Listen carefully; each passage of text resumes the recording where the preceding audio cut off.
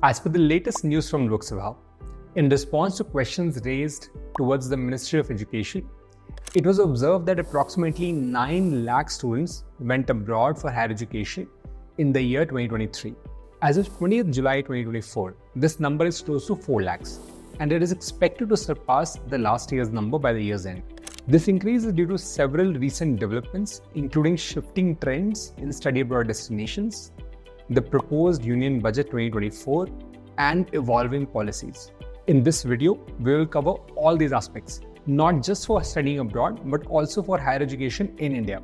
Whether you are planning to study abroad or in India, having the right information is crucial because information is power. Let's begin. I love data. It resolves misinformation. Let's talk to experts, analyze news, and smartly plan your study abroad journey. Hello aspirants, welcome to Videshi Chai. The study abroad landscape is rapidly evolving with new rules and regulations. For instance, Canada has introduced a study permit cap, which we've already discussed in our previous videos that you can find with the I button. And Saudi Arabia has become the 5th most popular destination for Indian students. India is among top 5 countries sending students for higher education abroad, with projections suggesting that 18 lakh Indian students will be studying overseas by 2024. While the US, Canada, and the UK and Australia remain the top choices, there is a growing trend of students exploring unconventional destinations such as Germany, Ireland, Malaysia, Singapore, and New Zealand. Any policy changes or new policy introductions, whether abroad or in India, can directly impact your study abroad plans. The eagerly anticipated Union Budget for the year 2024-25 was announced recently by Ms. Nirmala Sitharaman, Finance Minister of India. The latest budget emphasizes the government's vision to achieve the goal of Viksit Bharat 2047. Transforming this vision into reality, the government formulated a plan with special focus on 4 pillars of Viksit Bharat, including youth and women.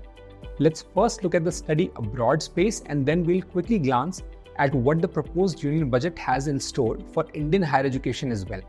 The main aspect related to studying abroad that was addressed in the Union Budget is the changes in the tax collection at source provisions. Before I explain this, let's quickly understand what TCS actually is. It is a tax that a seller collects from the buyer at the time of sale, and it applies to certain transactions like the sale of goods, provision of services, or even remittances abroad. The collected tax is then deposited with the government. Now, when a student goes to study abroad and needs to send money to pay for tuition fees, the bank will collect tax collected at source on the amount being sent. For example, if the student transfers 10 lakh rupees to the foreign university, the bank might deduct TCS at a specified rate on that amount and deposit it with the government.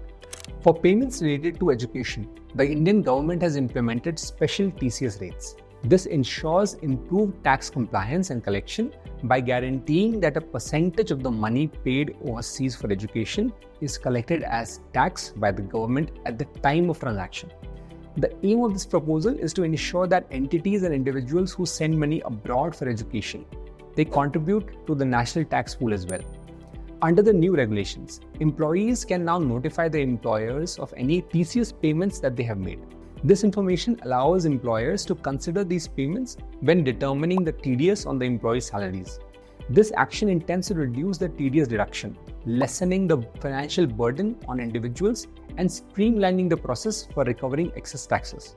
The TCS rate for education expenses is 0.5% for amounts above 7 lakh when financed through an education loan, and 5% for self-financed payments exceeding 7 lakh.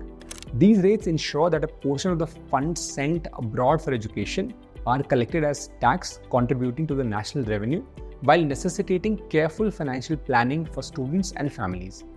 The new TCS provisions streamline tax compliance and reduce financial burden through better TDS adjustments, but they also increase the upfront costs for students and families by requiring a portion of the education expense to be paid at tax at the time of the transaction. Now, proper financial planning can help mitigate these impacts.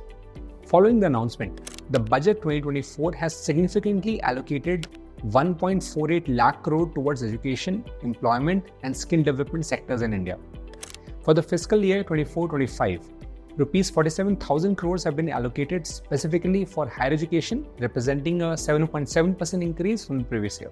To support youth who have not been eligible for benefits under government schemes and policies, the government will provide financial support for loans up to Rupees 10 lakhs for higher education in domestic institutions.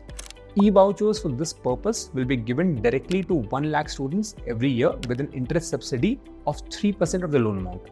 Further, the Model Skill Loan Scheme will be revised to facilitate loans up to 7.5 lakh rupees with a guarantee from government-promoted funds benefiting an additional 25,000 students every year. In conclusion, the study abroad landscape and the Union Budget 24-25 bring both opportunities and challenges for the students. The government's increased focus on education, employment, and skill development signifies a positive direction for the future. The changes in the TCS provisions, while adding some upfront cost, aim to streamline tax compliance and reduce financial burdens through better TDS adjustments. Additionally, the government's initiatives to provide financial support for higher education loans and revise the skill loan scheme will benefit many students, making education more accessible. These measures highlight the government's commitment to supporting students in achieving their educational goals, whether they choose to study in India or abroad. Staying informed and planning carefully can help you navigate these changes and make the most of the available opportunities. We thank you for watching, and if you found this video useful, don't forget to like, share, and subscribe for more updates on education and study abroad trends. Let's make informed decisions for a brighter future.